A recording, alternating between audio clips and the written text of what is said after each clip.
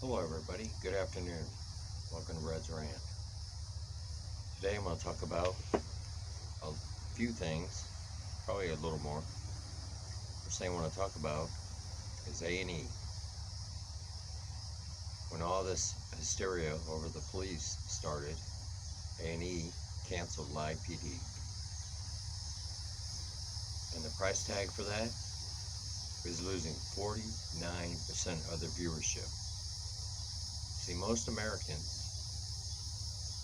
are going to stand up for what they believe in. And they're going to boycott the channels that do this type of stuff. Cancel culture. That's what we're looking at. Erasing history.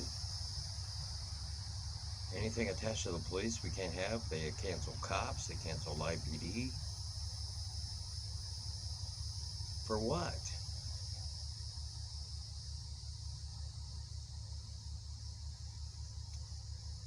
This is unbelievable that I'm seeing this in America. We were the ones talking about free speech. Everybody has a right to have a voice. You're canceling one of the most successful franchises you have on your channel, A&E. It's totally ignorant and not good for the business. I don't know, man. It's sad. See so much of this happening, all based on a farce. Black Lives Matter. These kneeling at the dang games and stuff. Come on, man. All lives matter all the time. I'm sad that my black brothers and sisters went through a period of their life where they were being discriminated. But if you're telling me in the year 2020 that's a problem, it's ridiculous. They have as many opportunities as I do. They just have to work for it. The biggest problem in the black community is they have no leadership. They have no fathers in their homes. It takes a family. And a lot of these mothers have to work and can't even be there to take care of their kids. They have no role models. Their role models are rap stars and basketball stars. That's not a role model. Those guys play a sport.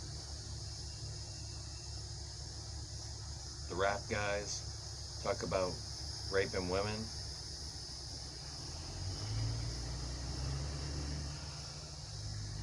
Sexualizing women. You tell me that's what you want to point out to the young black brother that's coming up? You need to be teaching them about how to respect women, how to respect yourself, how to stand up and learn and get an education, because that's going to carry them as far as it can. That's what Black Lives Matter should be talking about if they really care about black lives. Stop the violence going on between black on black crime. I want to talk about the CARES Act 2 that they're talking about. Possibly a second stimulus check paid to the American people. Maybe under the same guidelines as before. But some things are changing with that. The CARES Act 1 runs out on July 31st. I mean, anybody that's getting the extended unemployment will not get the CARES Act starting in August 1st. I happen to be one of them, but it's fine. Some other things that are going to happen starting in August 1st, evictions are back on. If you haven't been able to pay your rent due to the COVID, you'll have a 30-day notice to get it right, or you're going to be kicked out of your place. That's scary. But that's part of the CARES Act 1. We'll see what happens. Hopefully they extend it for people. I'm really nervous about that. foreclosures. If you're behind on your house payments and that, you could see that hitting you by August 31st. That's been extended that far. Let's hope they give people more time, because we still have a lot of people that are out of work and people waiting on unemployment still. Yeah, the additional $600 runs out on the 31st, and that's just the way it is. You gotta have to tighten up if you're on unemployment, because you're only going to get the minimum of what you're required to get. And if they do a CARES Act too, and they include unemployment, they've already talked about it. They're going to make it to what you were getting as your living wage. Well, in Florida, maximum unemployment is only $275. So if you're making double that on a job, you're not going to see benefit. You're going to go backwards. Another thing I want to talk about. Do you remember the Covington kid?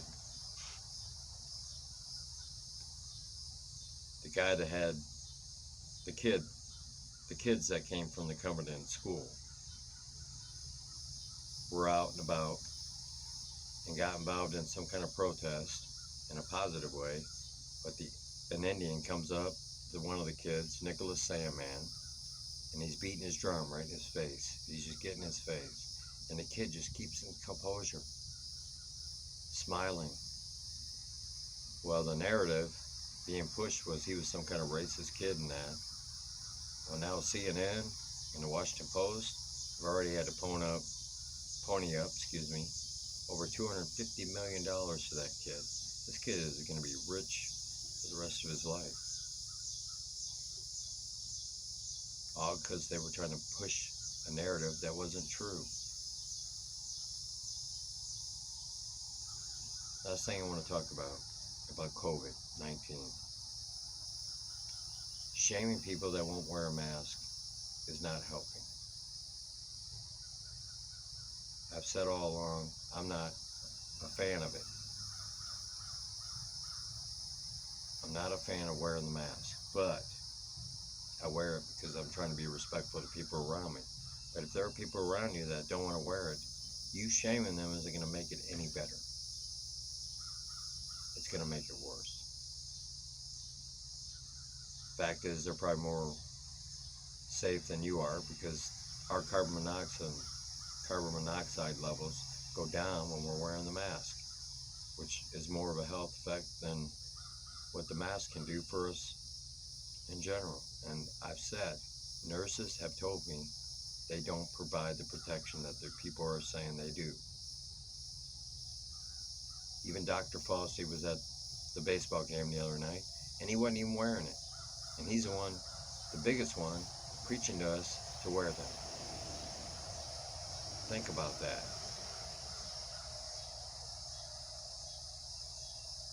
So I'm going to end it today. I'm going to tell you thank you for watching. Ask you to watch and share. Please join my channel. Be a part of this and share on Facebook, whatever platform you got. I'm just trying to get the word out on what's going on with our country. I love and care about you. I pray for you. You have a wonderful day. God bless you. Bye-bye.